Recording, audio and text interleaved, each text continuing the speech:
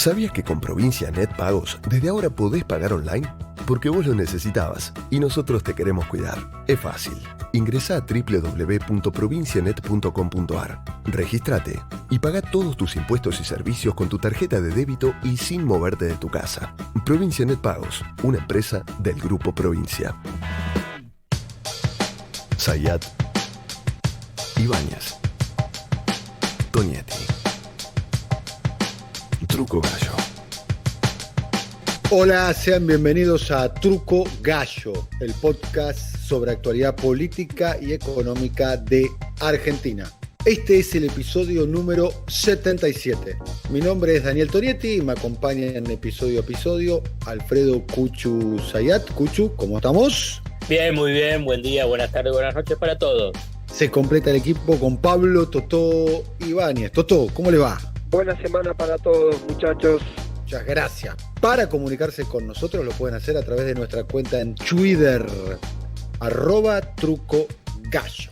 En el capítulo de hoy nos ocuparemos de la marcha opositora anti-cuarentena, anti-reforma judicial, encabezada y convocada por el principal partido de la oposición, la principal alianza opositora. No es la primera marcha que se produce, no es la primera convocatoria opositora, tiene varias aristas para analizar. Una fundamental es que a lo largo de la historia hubo marchas opositoras. El pequeño detalle es que esta se está dando en una pandemia por las condiciones particulares que esto tiene y además se está dando en un momento en el cual muchos califican que es el pico del desarrollo de la pandemia. En medio de la pandemia, miles de argentinos marcharon en el Obelisco y en ciudades de todo el país contra el gobierno que encabeza Alberto Fernández por la extensión de la cuarentena, la reforma judicial y la corrupción. Que nos respeten, que nos dejen ir a trabajar cuidándonos como corresponde porque somos todos adultos, pero que rija la Constitución Nacional. Basta de DNU. Está muy entusiasmado con los DNU el señor presidente. Por la tranquilidad y la seguridad de mis hijos y mis nietos, para que la agenda global no triunfe, que triunfen los patriotas y no el socialismo comunista. Y dentro de esta tercera guerra mundial que estamos viviendo ahora, que no es bélica, que es a través del virus que lo están usando para cercenar nuestras libertades y no poder movernos y caminar libremente. Tienen una política, la están realizando, o sea, dejarnos pobres a todos para que seamos como Maduro. Y no hay duda que es eso. No se ilusionen que es la pandemia, chicos, es mentira. Que los peronistas nos tomen el pelo. Los kirchneristas quieren reformar la Constitución. Que vaya primero a su casa, que no sirve para nada, ni ella. Son todos unos mentirosos y una manga de ladrones. Y siguen con esta cuarentena estricta que no tiene ningún sentido, no dejan laburar a la gente, se están fundiendo un montón de personas. Conozco comercios que tuvieron que cerrar, gente que echaron. Bueno, está Patricia Bullrich acá que acaba de llegar. Yo como presidenta del PRO me planteo la necesidad de la representación de ese 41% y de más aún ciudadanos que protestan, que hacen ver sus banderas argentinas. Yo creo simplemente que están equivocados. No están midiendo las cosas adecuadamente. Yo le diría a los opositores que hablen con un opositor como el gobernador de Jujuy y que le pregunten a él qué le ha pasado. Después que cada uno cargue con la responsabilidad que le quepa por convocar a este tipo de cosas. Vamos a arrancar con Pablo Ibáñez. ¿Qué Polaroids te llevas de la marcha del 17 de agosto, Pablo? Sí, me quedo con esta mirada, no solo, no es la primera, sino evidentemente no va a ser la última. En este caso, la movilización, que es heterogénea, pero que en el último tiempo ha adquirido una dimensión más claramente opositoria. Quizá lo heterogéneo tiene que ver con algunas presencias, por ejemplo, los históricos sectores libertarios o sectores vinculados con los antivacunas, matices de ese tipo, pero después ha adquirido una configuración más claramente de condiciones urbanas, ¿sí? Epicentros urbanos y un factor relevante que tiene que ver en este caso con la reforma judicial.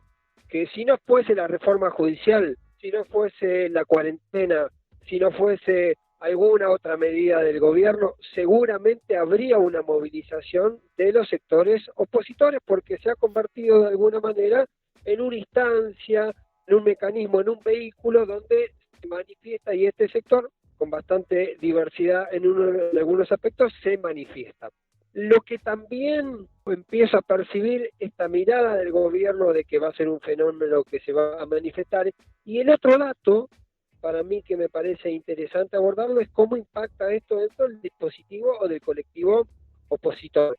La primera mirada, lo abordamos en su momento, es que lo que está ocurriendo, más allá de cierta disputa en el ámbito público, el silencio de Horacio Rodríguez Larreta y la manifestación que hizo en estas horas vía Twitter, de alguna manera celebrando la movilización Mauricio Macri, todo indica que esa lógica que parece una diferencia pública tiene una convivencia interna, porque los dos le están hablando a distintos actores, los dos le están hablando a distintos mercados políticos y del universo electoral. Como lo manifestamos ya en otro momento, no hay escenario de ruptura en Juntos para el Cambio, por lo tanto están de alguna manera repitiendo este juego de posiciones, de discursos, de miradas, de criterios, de lenguajes distintos y de interlocutores distintos, que de alguna manera es lo mismo, quizá con menos diversidad pública y con un abordaje más liviano desde el punto de vista de los medios. Lo que ocurre también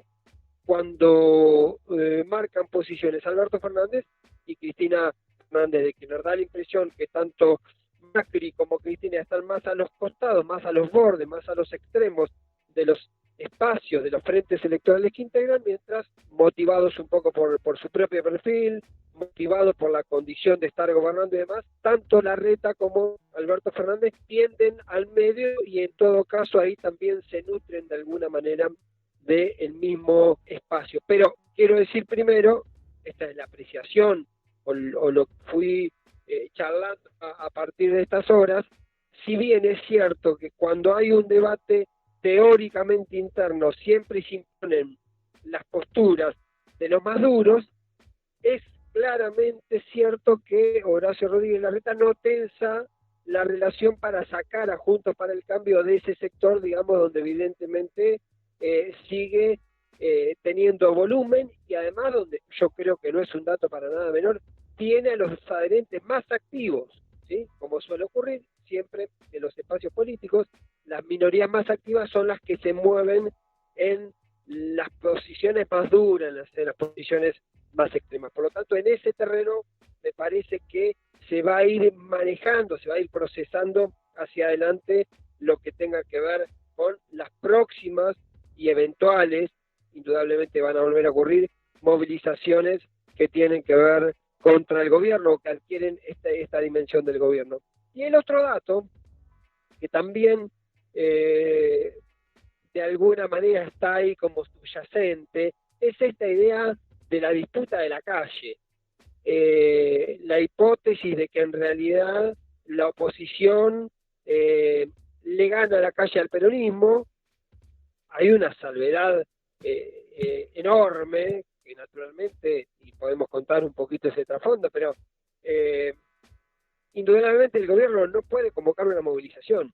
Hubo pedidos, hubo consultas, hubo sondeos, a ver si había alguna posibilidad de hacer incluso alguna movilización, y naturalmente sería de una irresponsabilidad manifiesta que el gobierno, que está siendo responsable, llevando adelante toda la lucha contra el coronavirus en este contexto de pandemia, termine haciendo una convocatoria de neto corte político. Pongo esto en suspenso porque me parece que es una también de las discusiones que no tiene lugar en este contexto. Posiblemente cuando pase la pandemia y se genere el debate sobre la calle, sobre la ocupación política de la calle, ahí sí se puedan medir fuerzas, aunque, esta es una apreciación de otra naturaleza, la calle se ha convertido en un factor más simbólico que político. También han tenido, Mauricio Macri tuvo en su momento un gran cierre de campaña y permitió mejorar la elección, pero no permitió de ninguna manera darlo vuelta. Digo, creo que en ese caso lo que tiene que ver con la disputa callejera a veces tiene alguna característica un poco vintage. Sobre esos dos conceptos, la hipótesis de una tensión que yo creo que hoy no existe en términos reales, puede haber algunos matices, pero no existe un escenario de conflicto en Juntos para el Cambio, y el otro escenario del gobierno de alguna manera limitado a dar ese tipo de batalla por las propias condiciones de la pandemia y su rol de tener que administrar el conflicto que establece la pandemia. Vamos a ir navegando este tiempo que viene con el resto de la agenda, con la necesidad de salir justamente de la pandemia, con soluciones o logros que ha obtenido el gobierno que han tenido una duración relativa en lo que tiene que ver con el impacto de la buena agenda pública. ¿Cuánto pasó del cierre del CAN, que ahora se está terminando de cerrar y va a empezar la disputa del Fondo Monetario? Lo contó Alfredo. Entonces, en ese contexto uno puede imaginar que se acelera justamente la tensión electoral, se acelera la tensión política, se medirán las relaciones, porque en la medida que haya intervenciones tan diferenciadas dentro del Juntos para el Cambio, en algún momento eso va a generar lo que en un momento llamamos como la batalla inevitable, un enfrentamiento público y abierto entre Horacio Rodríguez Larreta y Alberto Fernández, porque evidentemente van a terminar no dentro de mucho tiempo compitiendo en elecciones. Y cierro también poniendo el ojo en Larreta. El centro o el epicentro de la movilización fue la ciudad de Buenos Aires. La intervención, digamos, de la fuerza pública para garantizar que en todo caso no se realicen movilizaciones que pongan en riesgo la salud pública fue más bien laxa. Y después me quedo con un detalle que tiene que ver con este debate: hasta dónde se puede seguir discutiendo en una manifestación de tipo política una característica sobre el trasfondo de la pandemia. La sensación, no sé si ustedes compartirán, que no es una bomba epidemiológica, una movilización de esta naturaleza, por cómo se hizo, por las características que tiene, incluso no fue lo suficientemente masiva. Seguramente hay elementos de contagio en otros ambientes que tengan que ver con eso, pero es de lo simbólico, de que el espacio político que está gobernando la ciudad COVID, que acepte o sea inactivo ante una transgresión de esta naturaleza, me parece que genera este debate razonable, comprensible respecto al rebote o al día después de la movilización. Interesante la mirada de Pablo a propósito de la marcha opositora anti-cuarentena, con la misma agenda opositora que tienen muchos, o la mayoría, para decir de una manera, medios de comunicación. Algunas cuestiones para observar. Primera cuestión, por lo menos la observación que yo hacía previo, yo pensé que la movilización iba a ser mucho más numerosa de lo que terminó siendo. Para mí fue una marcha muy escuálida, si uno las compara con las multitudinarias marchas opositoras del año 2012, del año 2013, donde había cientos de miles de personas en las calles.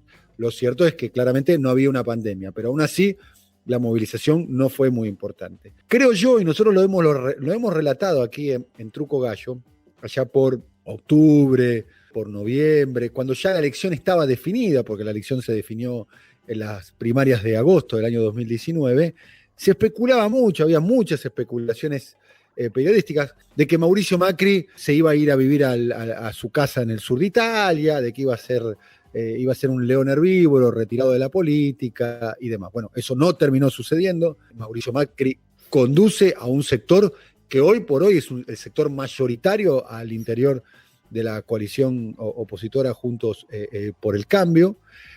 Hay otro sector que no queda del todo claro cuál es la diferenciación, porque hasta ahora las diferenciaciones fueron mínimas, en una escala de grises. Si uno toma la diferenciación que ha tenido Rodríguez Larreta de Macri, es realmente mínima, casi que es para semiólogos, para analistas del discurso. Hay que agarrar una palabrita de diferencia, un testimonio de diferencia. ¿Puedo sumar un detalle? Sí. La única diferencia de Larreta con Macri es que Larreta no dice lo que dice Macri. Es una tontería, o parece una tontería. No contradice nunca a Macri. No tiene el tono que suele tener Bullrich o Macri, pero de ninguna manera marca matices o dice algo contrario a lo que dicen Macri o Bullrich. No sé si soy claro en esa, absolutamente, en esa interpretación. Por eso, de los creadores de Macri se va al sur de Italia, llega Horacio Rodríguez Larreta, es otra cosa que Mauricio Macri. Hasta ahora no se termina de verificando. Y en el caso de esto no es solamente una cuestión táctica, política y demás, sino que hay un tema de fondo acá, que pequeño detalle no menor, que estamos en medio de una pandemia que está generando una crisis sanitaria, y una crisis sanitaria en el distrito gobernado por Horacio Rodríguez Larreta. Y la convocatoria, más allá de que Rodríguez Larreta no haya participado, fue una convocatoria oficial por parte del partido que integra a Rodríguez Larreta, que es el partido, el PRO, claramente. Por eso hay ahí una responsabilidad sanitaria sobre las consecuencias. Coincido con vos que probablemente no termine siendo una bomba biológica lo que ocurrió el 17 de agosto. No lo sabemos. Eso lo vamos a saber probablemente en 3, en 4 o en 5 semanas. Y después hay otro tema que está ahí subyacente, que lo decís vos con respecto al tema de la calle. Mi modo de concebir las cosas, la política es como una correa de transmisión entre lo que ocurre en el palacio, en los pasillos, en los despachos, en los lugares de poder donde la élite se expresa, y también en la calle. Más que nada en un país con la tradición política de la Argentina, donde ocupar el espacio público forma parte de una tradición política, que es algo muy diferente a lo que ocurre por caso en otros países de la región. En otros países de la región no es usual, por eso se sorprendieron las movilizaciones del año 2019 en Chile, para dar un ejemplo. Por eso sorprendió la ocupación de plazas públicas que dio inicio a Podemos en España. No así en Francia, que también es otro país de los europeos que tiene una enorme tradición de ocupar un espacio público. Y nobleza obliga, prepandemia, el gobierno tampoco apostó a la movilización. El 1 de marzo, que es una fecha emblemática en el último periodo peronista-kirchnerista, donde se hacía la apertura de las sesiones ordinarias, generalmente había una enorme movilización de la fuerza política. Bueno, se habrá decidido, claramente, pero ninguna fuerza ha convocado. Y no existía la pandemia. Y hay muchos testimonios del presidente Alberto Fernández, previo a la pandemia, marcando el camino de la, no sé si la palabra es adecuada, pero no encuentro otra, de la desmovilización, de la idea de irse a casa. Hay una concepción ahí que tiene que ver con la biografía política de Alberto Fernández. Es muy difícil encontrar una foto de Alberto Fernández participando en una movilización, y es un hombre que interviene en política hace, no sé, 40 años, 50 años. O sea, no forma parte de su praxis, si se quiere. Es muy común ver una foto de él reunido con un factor de poder, con algún empresario, con algún dirigente sindical, con algún dirigente político, con presidentes, con expresidentes, pero es muy difícil encontrar una foto de Alberto Fernández participando de una movilización. No digo que no la haya, pero es más bien inusual, forma parte de, si se quiere, de su historia política. Y creo que eso también expresa esta situación del gobierno que, insisto, previo a la pandemia era un gobierno que apostaba a la desmovilización, con todos los peligros que se corren con eso, porque desde la segunda década de este siglo, los sectores de derecha han descubierto que ocupando la calle se transforman en un factor de un grupo de presión y un factor de poder importante. Eso articulado además con el nuevo instrumento de comunicación que fueron las redes sociales. Vamos a poner 2 ejemplos que son muy profundos, pero lo vamos a tocar muy por arriba y superficialmente con el costo que eso trae. Primavera Árabe y la destitución de Dilma. Dilma no vio venir eso. No vio venir cómo se articulaba las redes sociales con la movilización más el dispositivo mediático. Y le copó la calle. La derecha le copó la calle. Tanto que le copó la calle que terminó generando A, la destitución de Dilma, B, la proscripción de Lula, y C, la entronización en el poder de un candidato absolutamente marginal, hoy presidente, Jair Bolsonaro. Producto, entre otras cosas, de una política de desmovilización del PT. Es recordada la imagen del momento en que se la destituye a Dilma, donde había un puñado de funcionarios muchos fotógrafos, porque se trataba de una noticia de escala mundial, y muy pocos militantes y muy pocos ciudadanos acompañando a la destitución de Dilma, que había sido electa presidenta con más de 55 millones de votos. No digo que estemos en la misma situación, no estamos comparando, ¿no? Claramente. Pero pongo el ejemplo de Brasil por la destreza que ha tenido el sector de derecha en movilizarse.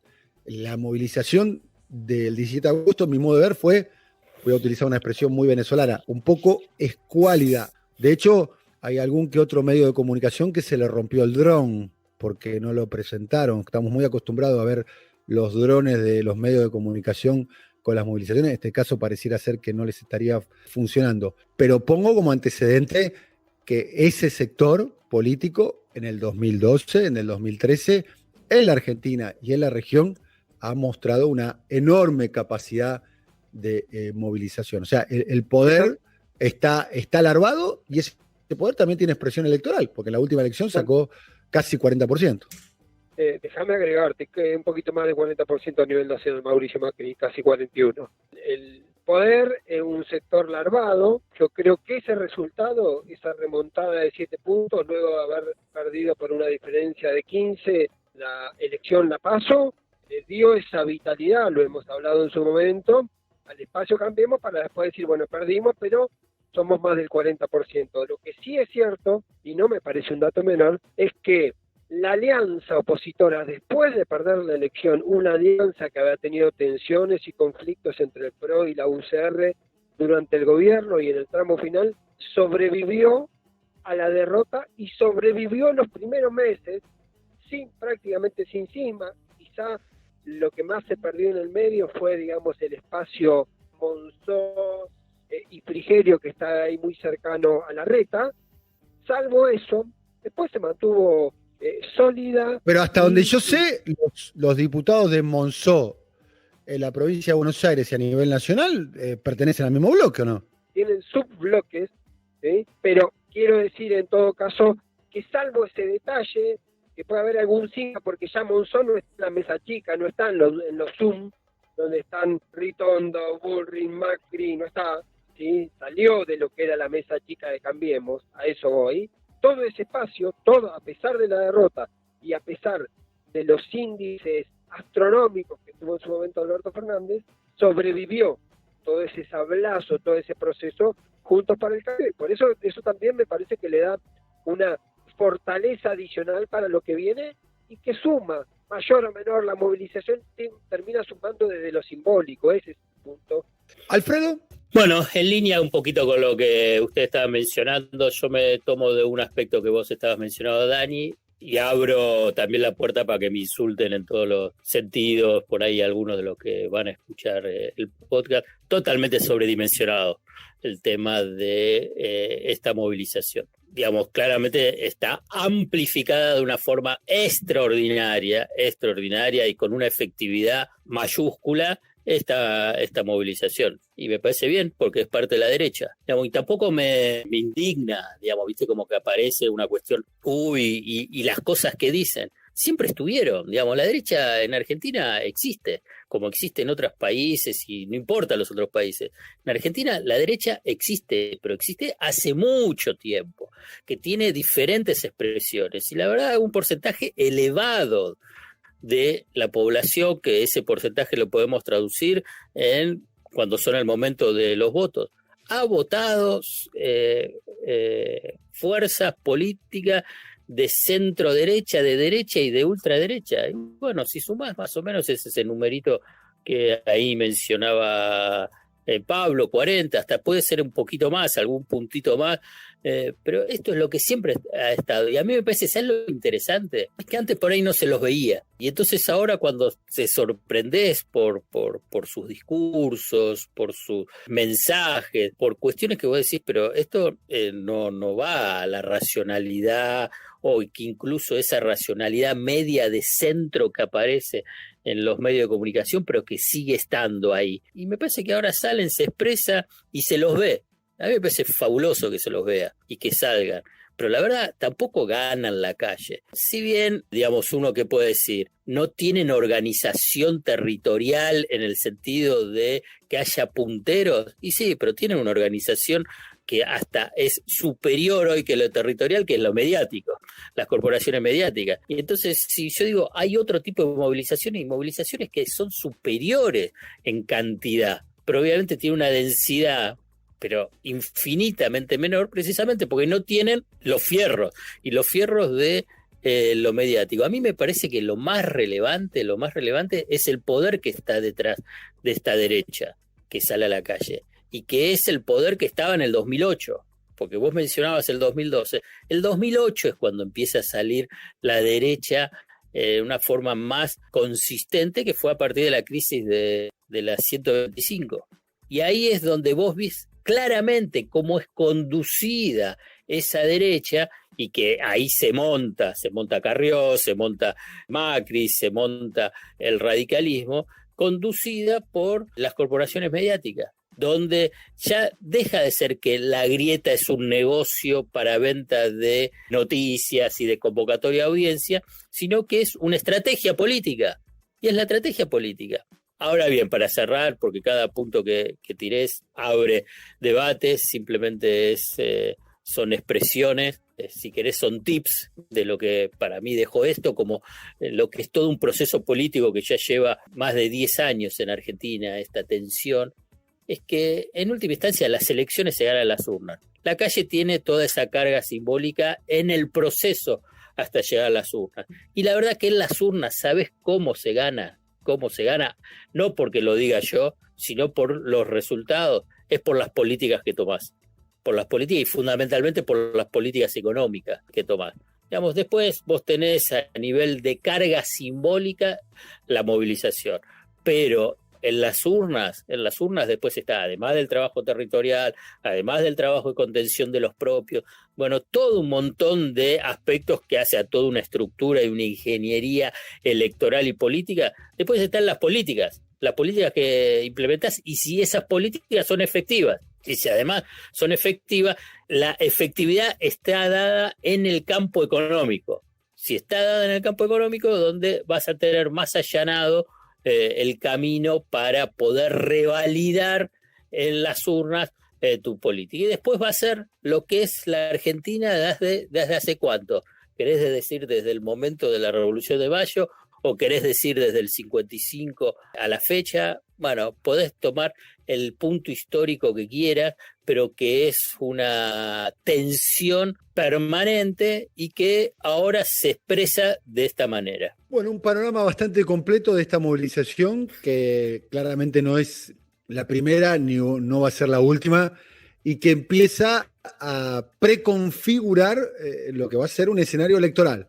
Hay que decirlo que apenas comencemos con la pospandemia, apenas la pandemia empieza a mostrar signos de que está bajo control, va a empezar probablemente el escenario preelectoral. Es algo que está vislumbrado, que está ahí, a la vuelta de la esquina. Llegaremos a fin de año ya con ciertos posicionamientos claros en ese sentido. Hemos terminado un nuevo episodio de Truco Gallo. Muchas gracias, Alfredo Kuchus Sayat. Hasta la próxima. Un fuerte abrazo para todos. Gracias al alcalde de Gonet, Pablo Totó Ibáñez. Hasta la próxima. Señores, buena semana. Hasta la próxima para todos. Chau. Coordinación: Marcelo Figueroa. Producción comercial: Pablo López. Realización: Simón Villarrubia. Diseño gráfico: Andrés Roch y Lisandro Aira para brasilcomunicación.com. ¿Ya te aburriste de mirar siempre lo mismo? Los que somos Movistar, tenemos Movistar Play, con los mejores packs de canales y contenidos. Entra en movistar.com.ar/play y registrate gratis. Movistar Play, series, películas y televisión. Promoción válida del 1 del 8 del 2020 al 31 del 8 del 2020. Más información en movistar.com.ar/legales/Movistar Play.